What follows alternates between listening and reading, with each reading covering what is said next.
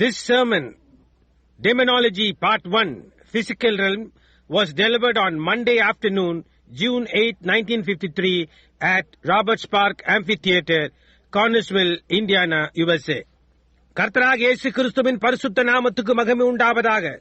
நமது அருமை சகோதரனும் 20ஆம் நூற்றாண்டை தீர்க்கதரிசியுமான வில்லியம் மரியம் பிரென்னம் அவர்களால் 1953ஆம் வருடம் ஜூன் மாதம் 8ஆம் தேதி திங்கள் பிற்பகல் அமெரிக்கா இந்தியானா கார்னர்ஸ்வில்லில் உள்ள ராபர்ட்ஸ் பார்க் வெளியரங்கத்தில் டிமெனாலஜி பேய்சாஸ்திரம் முதலாம் பாகம் சரீர ஆதிக்கம் என்ற தலைப்பில் கொடுக்கப்பட்ட செய்தியை இப்பொழுது நீங்கள் தமிழாக்கத்துடன் கேட்கப் போகிறீர்கள்.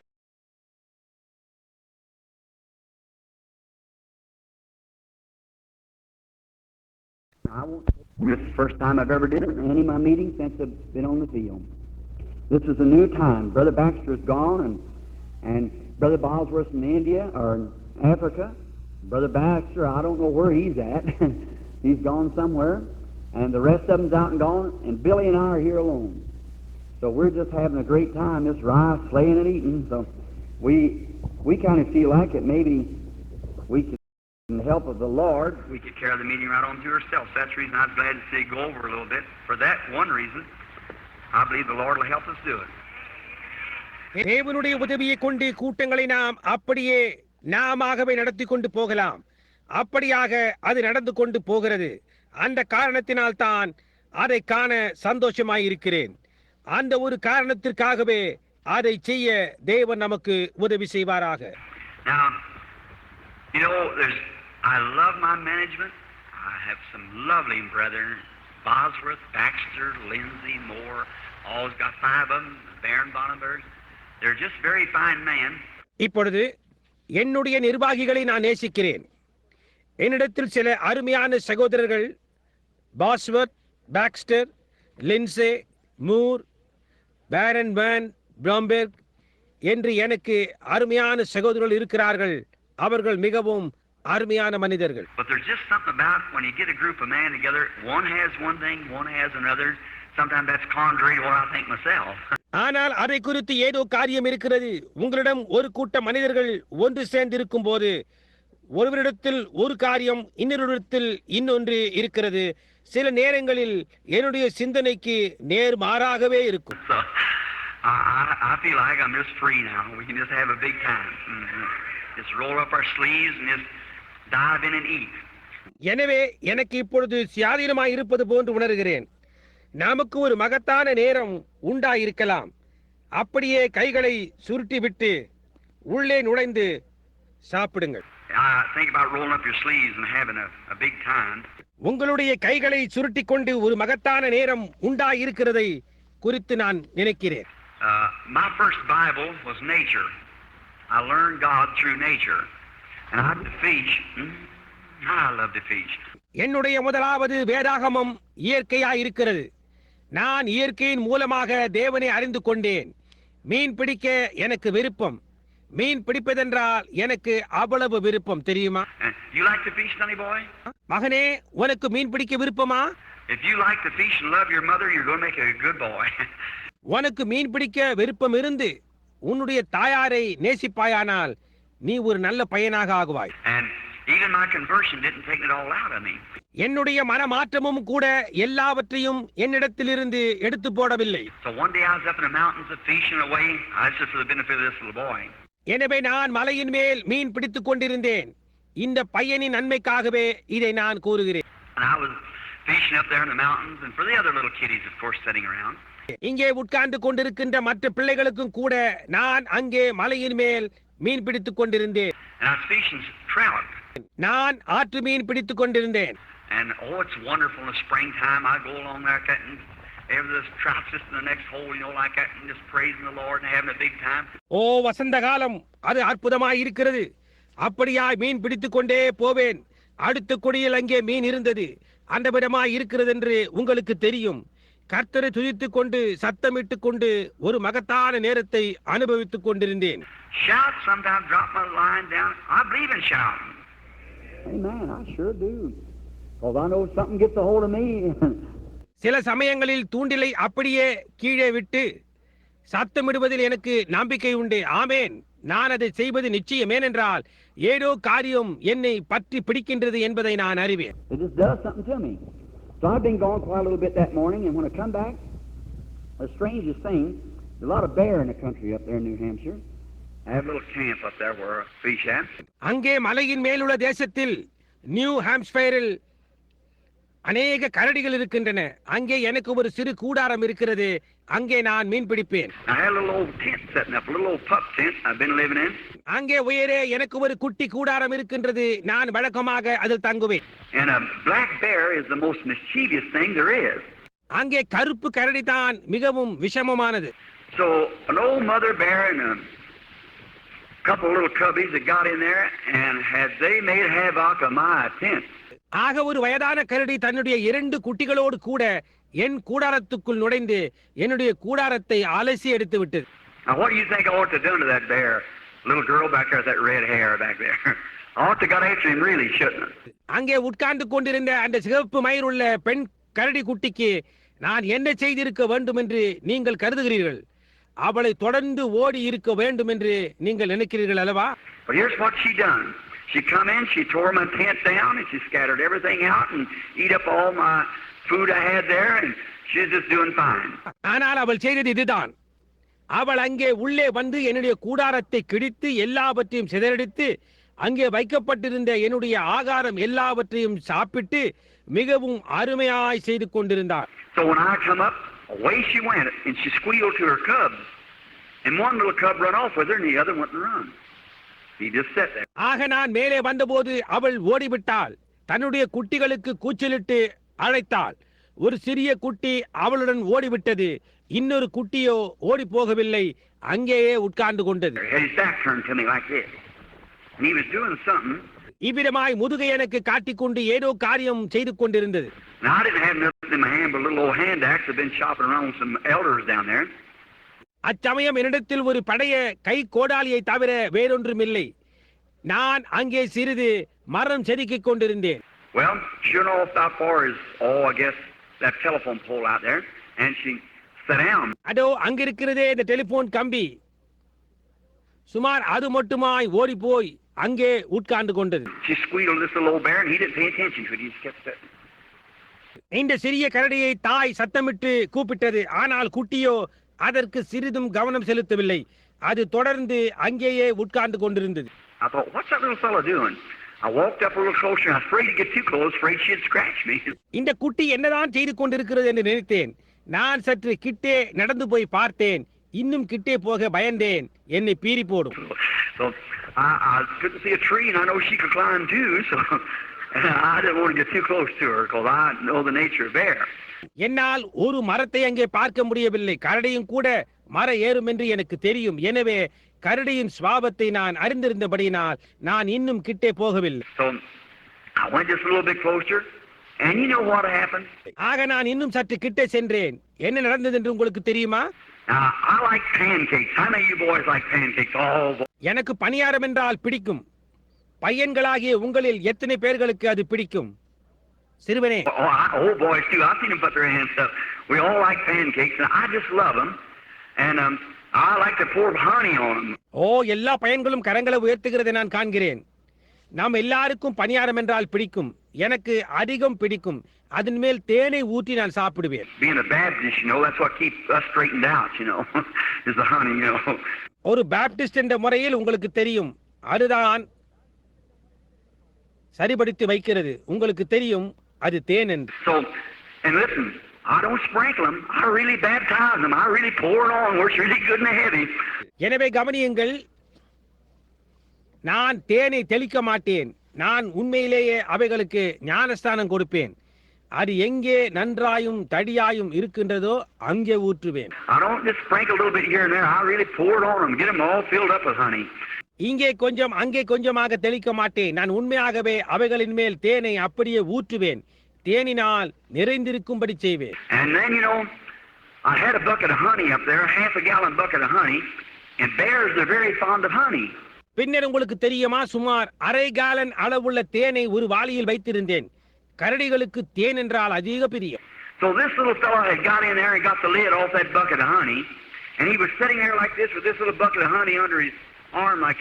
எனவே இந்த கரடிக்குட்டி அங்கே உள்ளே போய் அந்த வாளியின் மூடியை திறந்து இந்த விதமாக உட்கார்ந்து வாளியை இப்படி கரத்தின் கீழ் வைத்துக் கொண்டு He didn't know how to eat it like you would, you know. So he just stuck his little paw down in and lick it like that. And lick it. நீங்கள் சாப்பிட அறிந்திருப்பது போன்று அதை எப்படி சாப்பிடுவது என்று அந்த கரடி குட்டிக்கு தெரியாது என்றது உங்களுக்கு தெரியும்.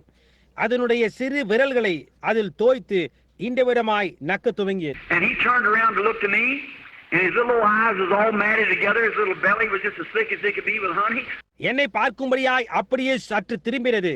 அதனுடைய கண்கள் ஒன்றையொன்று சந்திக்கும் விதமாக ஒன்று சேர்ந்து அதன் சிறு வயிறு தேனினால் நிறைந்திருந்தது. He was just sitting there ducking his hand down and licking honey like that, just as hard as he could lick.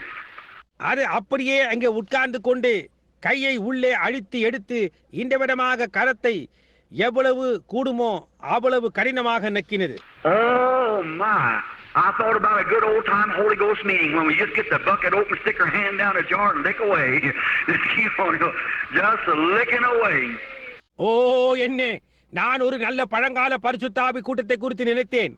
நமக்கு வாளி திறக்கப்பட்ட போது ஜாடிக்குள்ளாக நம்முடைய கரங்களை அழுத்தி விட்டு எடுத்து நக்குவது, அப்படியே தொடர்ந்து உங்களுக்கு தெரியும் நக்கிக் கொண்டே இருப்பது. And you know what the funny thing was though, after that little fella got as much as he could, he let the bucket down and run off out there. இருந்தாலும் அங்கே வேடிக்கையான காரியம் என்ன என்று உங்களுக்கு தெரியுமா? அதனால் முடிந்த அளவிற்கு எவ்வளவு கூடுமோ தேனை சாப்பிட்டு விட்டு வாளியை கீழே வைத்து விட்டு அங்கே ஓடிவிட்டு. You know what happened? The mother bear and the other little bear got to licking him. Getting the honey on. என்ன நடந்தது என்று உங்களுக்கு தெரியுமா? தாய் கரடியும் இன்னொரு குட்டி கரடியுமாய் சேர்ந்து அந்த குட்டியை நக்க துவங்கினது. அதன் மேல் இருக்கும் தேனை எல்லாம் நீக்கும்படியாக அப்படி செய்தது. So well, maybe our meeting will be something on that order, I hope. So we can just keep telling others and the glory of God falling upon us. All right.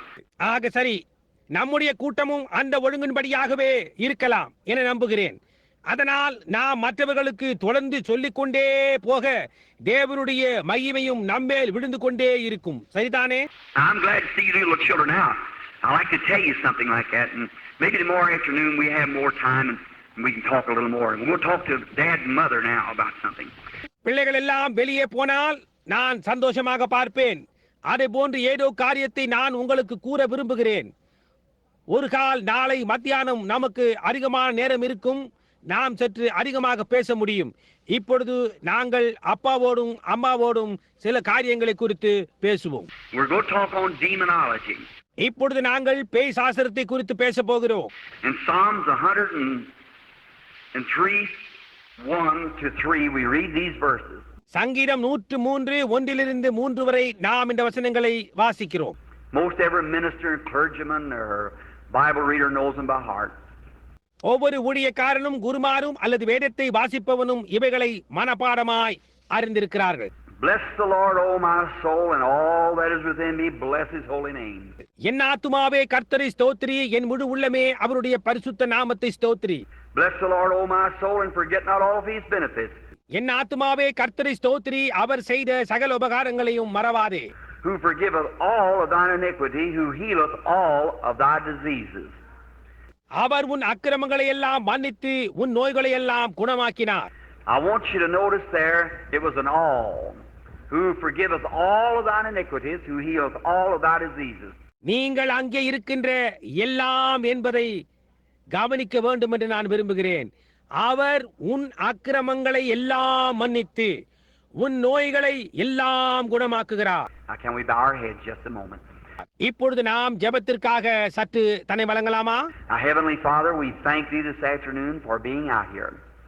பரலோக பிதாவே, நீர் இங்கே இருப்பதற்காக நாங்கள் இன்று பிற்பகலில் நன்றி செலுத்துகிறோம். We thank thee for these little children that's sitting around. They're the men of tomorrow and women, if there is a tomorrow, if Jesus tarries. இங்கே உட்கார்ந்து கொண்டிருக்கின்ற இந்த சிறு பிள்ளைகளுக்காக நாங்கள் உமக்கு நன்றி செலுத்துகிறோம். கிறிஸ்து வர தாமதிப்பாரானால் அவர்கள் நாளைய தினத்தின் புருஷர்களும் ஸ்திரீகளுமாயிருக்கிறார்கள். And now, Father, we pray that you'll bless us now as we're talking now on your word and about the great enemy we have, Satan. இப்பொழுது பிதாவே, நாங்கள் உம்முடைய வார்த்தையும் எங்களுக்கு இருக்கின்ற மகத்தான எதிராளியான சாத்தானை குறித்தும் பேசிக் கொண்டிருக்கையில் நீர் எங்களை ஆசீர்வதியும்.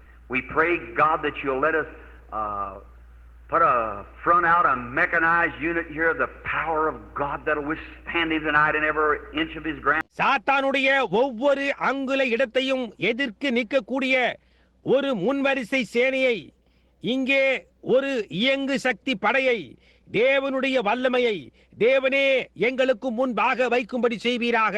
Lord, and show him that he don't have no legal rights at all, that Christ defeated him in our stead there at Calvary when he died, and he spoiled principalities and robbed Satan of every power that he had.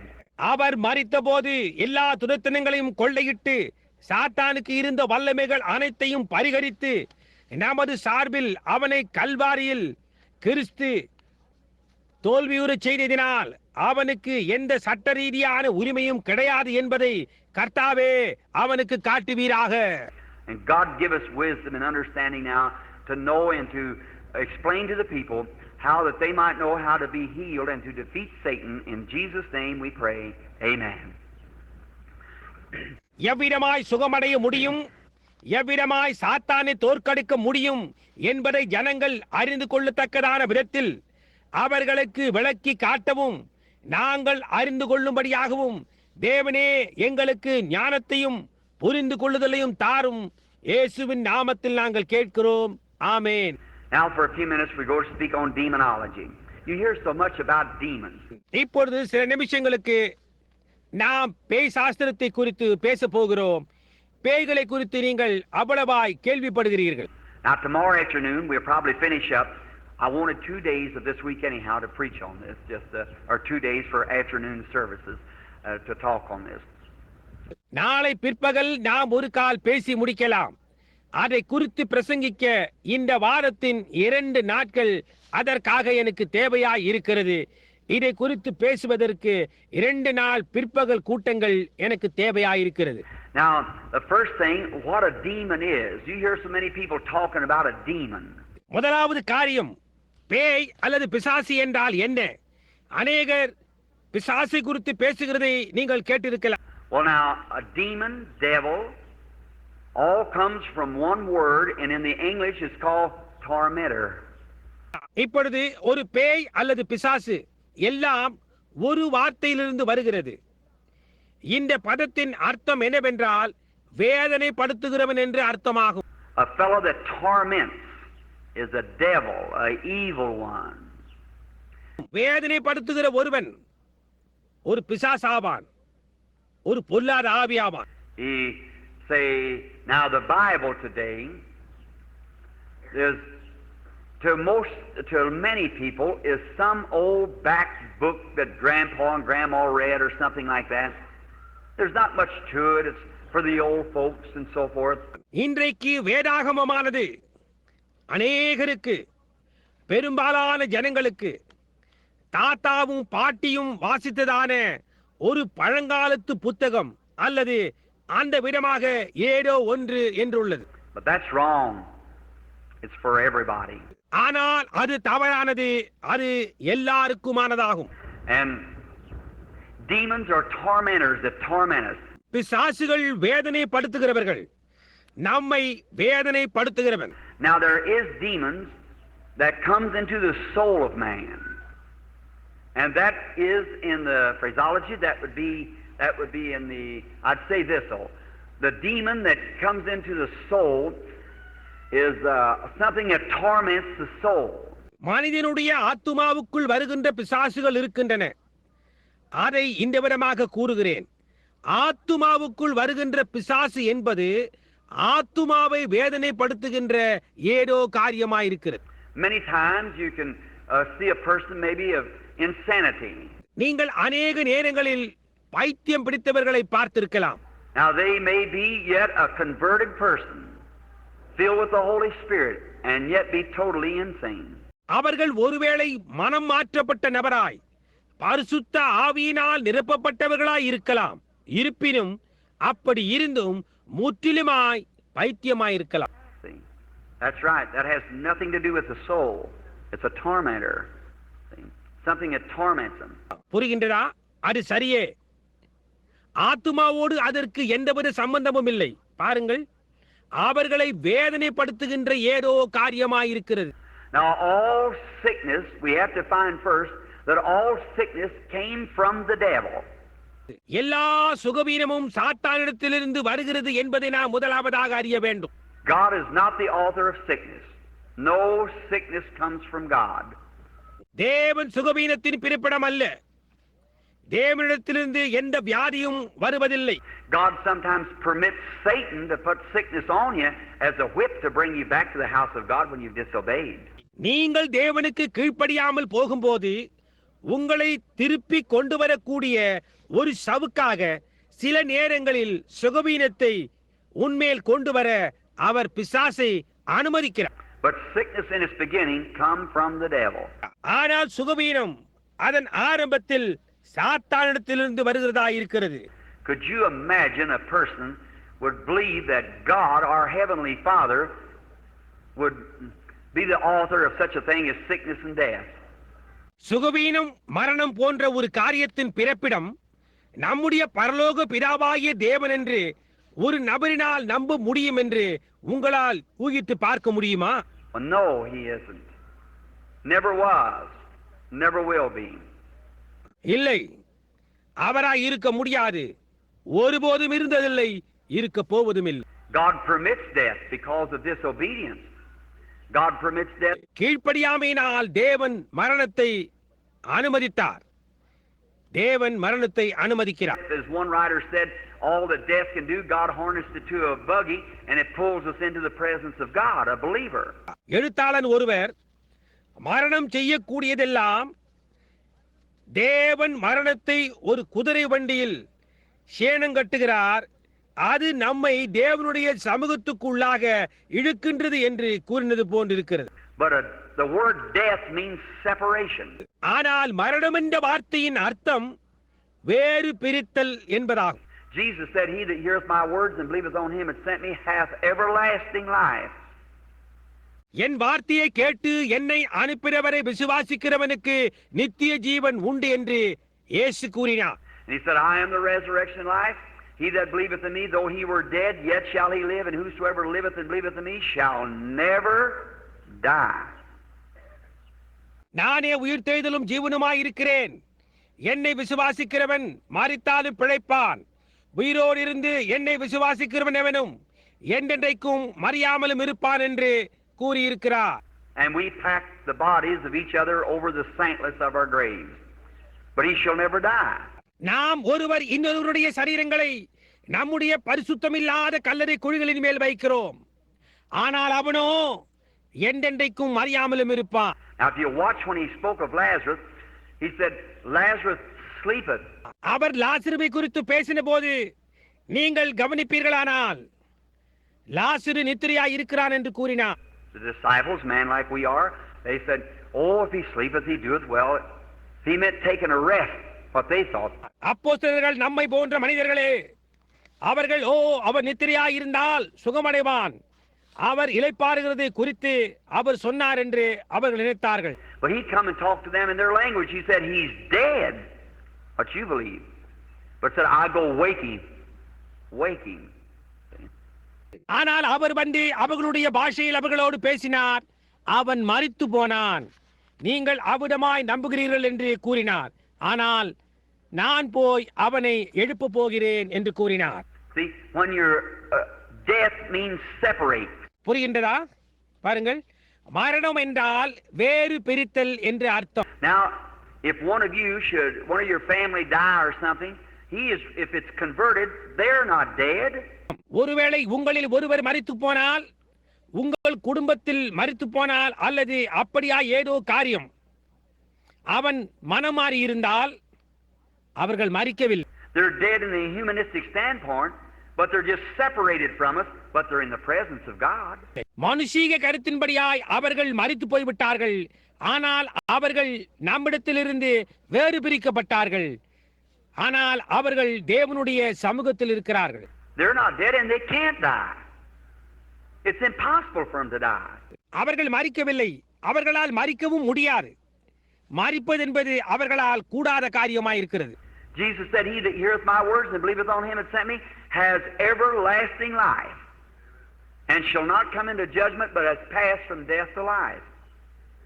என் வசனத்தை கேட்டு என்னை அனுப்பினவரை விசுவாசிக்கிறவனுக்கு நித்திய ஜீவன் உண்டு.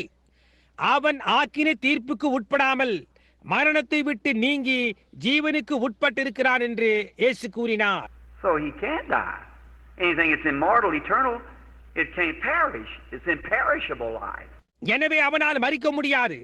அழிவில்லாததும் நித்தியமானதுமான எந்த ஒரு காரியமும் அழிந்து போக முடியாது. அது அழிவில்லாத ஜீவனாயிருக்கிறது. He's got it because God has given it to him. தேவன் அதை அவனுக்கு கொடுத்தபடியினால் அவன் அதை உடையவனாயிருக்கிறான். And not meritorially, it's unconditional. God gives it to him. மெச்சிதலினால் கொடுக்கப்பட்டதல்ல, நிபந்தனை இல்லாதது. தேவன் அதை அவனுக்கு கொடுத்தார். God calls. No man could come to God except God called him. தேவன் அழைத்தார். தேவன் ஒருவனை அழைக்காமல் ஒரு மனிதனாலும் தேவனிடத்தில் வர முடியாது. Jesus said, "No man can come to me except my Father calls him, draws him." Is that right? என் பிதா ஒருவனை இழுத்துக் கொள்ளாமல் ஒரு மனிதனும் என்னிடத்தில் வரான் என்று இயேசு கூறினார். அது சரிதானே? So it's God and all. எனவே அது எல்லாவற்றுக்குள்ளும் அது தேவனாய் இருக்கிறது. Maybe tomorrow afternoon we'll get a little bit more on that because I want to get this thing of disease to you so that you'll see that. ஒரு கால் நாளை பிற்பகல் அதை குறித்து நாம் சற்று அதிகமாய் பார்ப்போம். ஏனென்றால் இந்த வியாதியை குறித்ததானதை முதலாவது கூற விரும்புகிறேன். அதனால் நீங்கள் அடுத்து கூற போவதை புரிந்து கொள்ள முடியும். There was a time when we become germatized and our great grandfather, you know that, doctor knows that. Well, you do too, you Bible readers. ஒரு நேரம் இருந்தது, அப்பொழுது நாம் நம்முடைய பூட்டனாருக்குள் துளிர்விட்டோம். உங்களுக்கு அது தெரியும், வைத்தியர்கள் அதை அறிவார்கள். வேத வாசகர்களாகிய ஏன் உங்களுக்கும் கூட தெரியும். You know the germ of life started in your great grandfather to becoming a germ and come out through your grandfather, then into your father, and then to your mother, and where you are now. உங்களுக்கு தெரியும், கிருமியின் ஜீவன் உங்களுடைய பூட்டனாருக்குள் துவங்கி ஒரு கிருமியாக உங்களுடைய பாட்டனார் மூலமாக வெளிவந்து பின்னர் உங்களுடைய தகப்பனாருக்கு உள்ளாக சென்று பின்னர் உங்களுடைய தாய்க்குள்ளாக சென்று இப்பொழுது இருக்கின்ற இடத்தில் நீங்கள் இருக்கின்றீர்கள். That's right. Scripture even teaches that. அது சரியே. வேற வார்த்தையும் கூட அதை தான் போதிக்கின்றது. Here's the scripture for you if you want. I believe it said that Levi paid tithes when he was in the loins of Abraham, which was his great grandfather. Is that right? வேண்டுமென்றால் இதுதான் அதற்கான வேற வார்த்தை.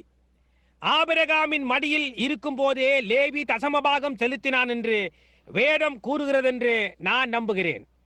Abraham லேவியினுடைய பூட்டனாராவார். அது சரியா? So see the germ become back there. எனவே பாருங்கள், கிருமியின் ஜீவன் அங்கேதான் துவங்குகிறது. But your souls were made up before the foundation of the world when God created man in his own image. Spirit of man. ஆனால் உங்களுடைய ஆத்துமாக்களோ உலக தோற்றத்துக்கு முன்பாகவே உருவாக்கப்பட்டது.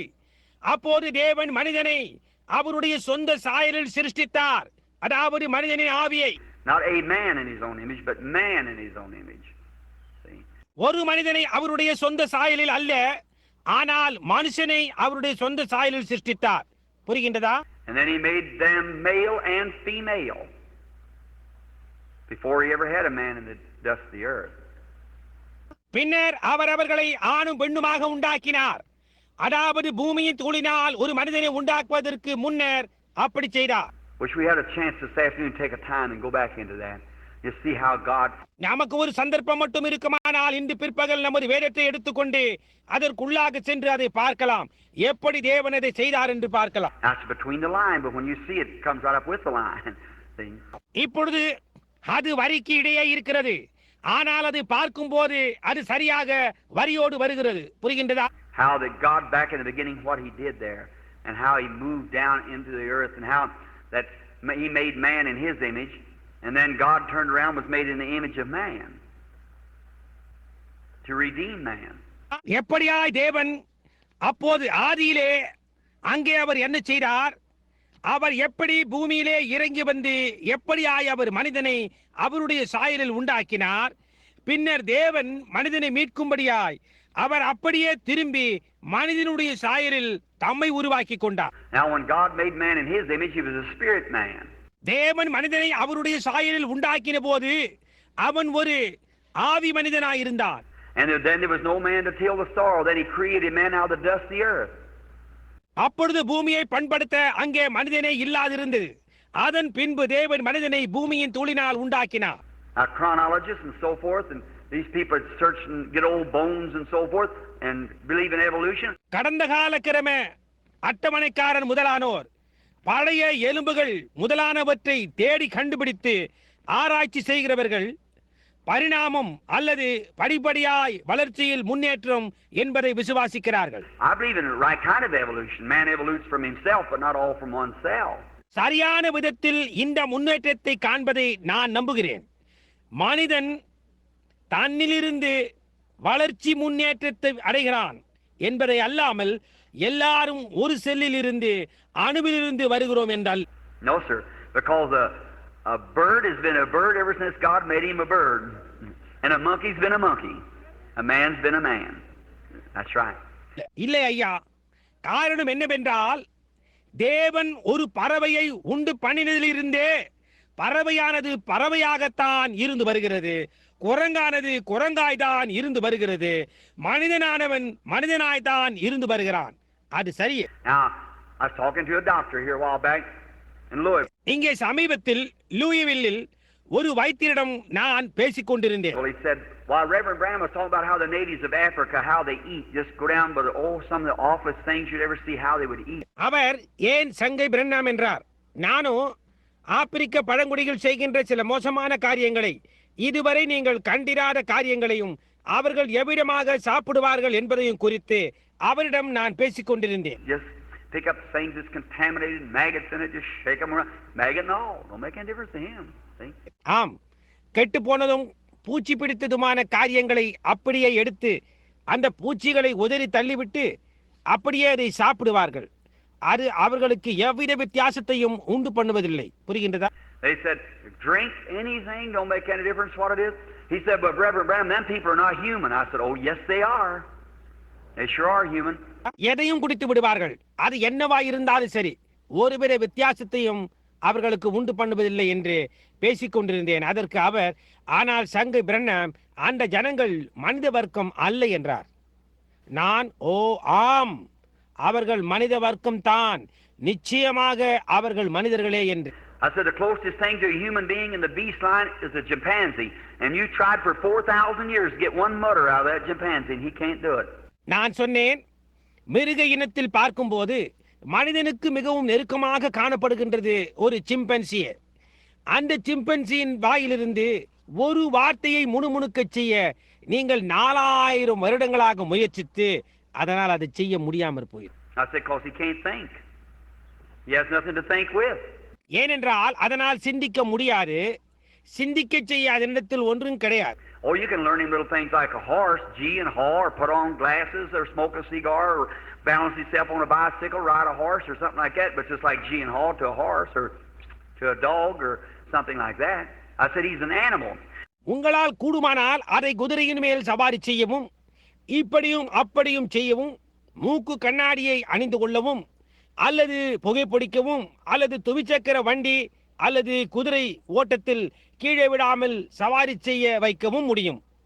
ஒரு குதிரை அல்லது நாய் அல்லது வேறு ஏதாவது ஒன்றை கொண்டு கூட செய்ய வைப்பது போன்று அது ஒரு மிருகமே என்று நான் கூறினேன். But you let me go back in Africa to the wildest tribe they got, and that's the little tribe of the Bushmen.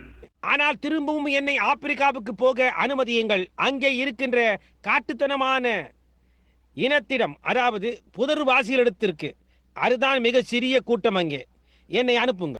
Now I said probably his great great great great grandfather never saw white men or nothing. The only thing that he knows, he don't even know which is right and left hand. The only thing he knows is eat. ஒரு கால் அவனுடைய பூட்டனார் ஒரு வெள்ளையனை கூட காணாதிருந்திருக்கலாம். அவனுக்கு இடது கையும் வலது கையும் கூட எது என்று தெரியாது. அவனுக்கு தெரிந்த ஒரே காரியம் சாப்பிடுவதுதான். And he eats what he can get his hands on. If it's human flesh, anything else don't make any difference to him. Just so he eats. அவனுடைய கரத்தை எதன் மேல் வைக்க முடியுமோ அதை, அது மனித மாம்சமாக இருந்தாலும் வேறு எதுவாக இருந்தாலும் சரி, அது அவனுக்கு எந்தவித வித்தியாசத்தையும் உண்டு பண்ணாது. அதை அப்படியே எடுத்து சாப்பிடும். But let me get him at 5 years old And at 15 years old, he'll speak good English and have good education. ஆனால் அவன் ஒரு 5 வயது உள்ளவனாய் இருக்கிற நேரத்தில் எனக்கு ஒருவன் கிடைக்கட்டும். அவனுக்கு 15 வயது ஆகும்போது அவன் நல்ல ஆங்கிலம் பேசுவான், நல்ல கல்வி அறிவு உள்ளவனாகவும் இருப்பான். Why? He's got a soul. காரணம் என்ன?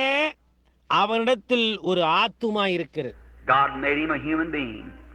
And he's got just as much right to hear the gospel at least once as we have the preaching around here all over America to the people over and over and over begging, persuading and everything. தேவன் அவனை ஒரு மனிதனாய் உண்டாக்கினார். சுவிசேஷத்தை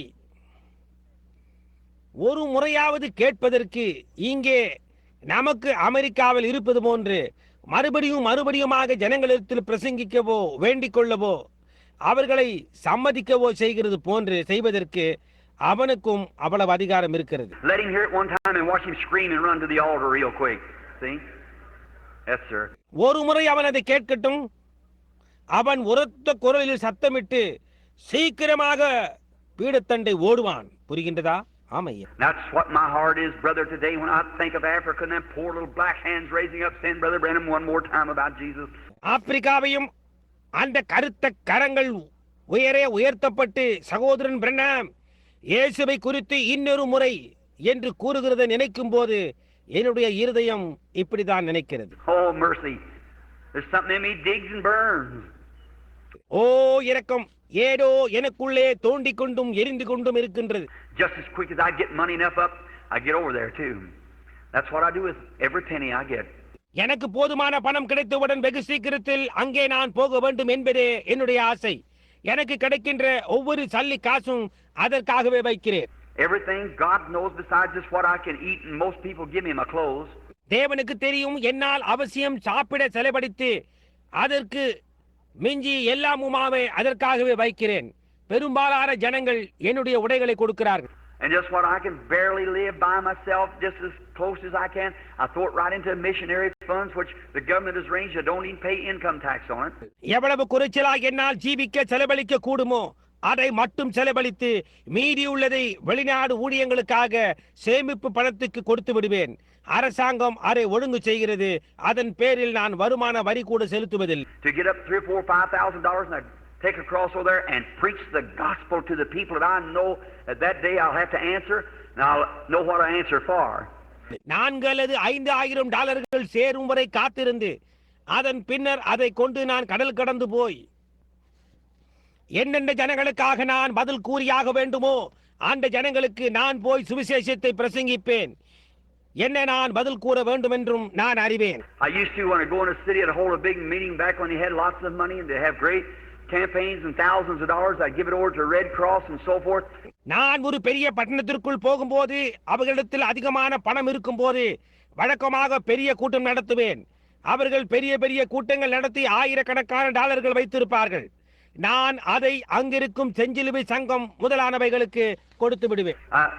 No slam to them, but coming down the street in a $4,000 car with a big diamond studs on, smoking a cigar, and $500 a week on the money that sick people, no sir, no indeedy.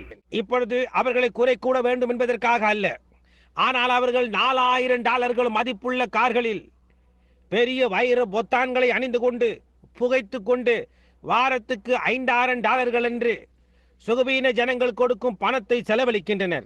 இல்லை ஐயா, இல்லவே இல்லை, நிச்சயமாக. As soon as you get out of the city, they set holy rollers and everything like that and making fun and down in the religion that we're standing up for. No sir.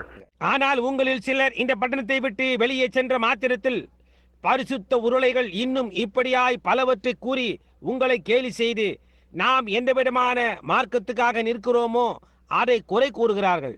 இல்லை ஐயா. I take it myself, and before God is my judge, I put it in the gospel work counter so I know it on that day that when I have to give an account for my stewardship, it's given correctly.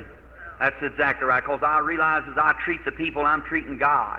நானே அதை எடுத்துக்கொண்டு என்னுடைய நியாயாதிபதியான தேவனுக்கு முன்பாக கூறுகிறேன். அவருடைய முன்னிலையில் நான் அதை தூரதேச சுவிசேஷ ஊழியத்திற்கு கொடுத்து விடுவேன். இவ்விதம் செய்வதனால் என்னுடைய உக்ரானத்துவத்துக்காக நான் கணக்கு ஒப்புவிக்கப்படும் போது அது சரியாய் கொடுக்கப்பட்டது என்று அந்த நாளில் நான் அறிந்து கொள்வேன். அது அப்படியே சரியானதே. ஏனென்றால் நான் ஜனங்களை நடத்தும் விதத்திலே நான் தேவனையும் நடத்துகிறேன் என்பதை நான் உணர்கிறேன். Just my attitude towards you is my attitude towards Christ. உங்களிடமாயுள்ள என்னுடைய மனப்பான்மையே தேவனிடமாயுள்ள என்னுடைய மனப்பான்மையாய் இருக்கிறது. Your attitude towards me is the same thing. That's right, towards Christ.